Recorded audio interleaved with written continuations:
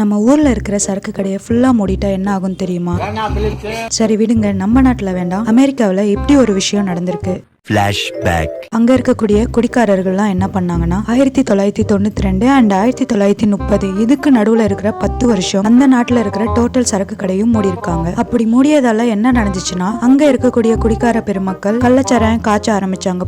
புதுசா சரக்குகளையும் கண்டுபிடிச்சு அது மக்களுக்கு இல்லீகலா விற்க ஆரம்பிச்சிட்டாங்க. ஒரு கட்டத்துல இப்படிலாம் நடக்கிறத பார்த்து அந்த நாட்டோட கவர்மெண்ட் சரக்கு தயாரிக்க தேவைப்படுற பொருட்கள்ல பாய்சனையும் கலந்துடுறாங்க. But if you're bad I am your டேடுங்கிற மாதிரி, நான் பாய்சனை குடிச்சிட்டு செத்தாலும் பரவாயில்ல, எனக்கு சரக்கு வேணும். நடு ரோட்ல இறங்கி குடிகார மக்கள் போராட்டமே பண்ண ஆரம்பிச்சிட்டாங்க. இந்த ஜல்லிக்கட்டு போராட்டம் நடந்தது 15 நாள் தான். ஆனா அமெரிக்காவில சரக்கு வேணும்னு போராட்டம் பண்ணது கிட்டத்தட்ட 2 வருஷத்துக்கு மேலேயாமா. சரி, அதெல்லாம் இருக்கட்டும். இப்ப சொல்லுங்க, நம்ம தமிழ்நாட்டுல சரக்கு பேன் பண்ணா எப்படி இருக்கும்? அது மட்டும் இல்லாம தமிழ்நாடே சரக்குல வர வருமானத்தெல்லாம் ஓடிட்டு இருக்குன்னு நினைக்கிறேன். அப்படி இருக்கும்போது நம்ம தமிழ்நாட்டுல சரக்கு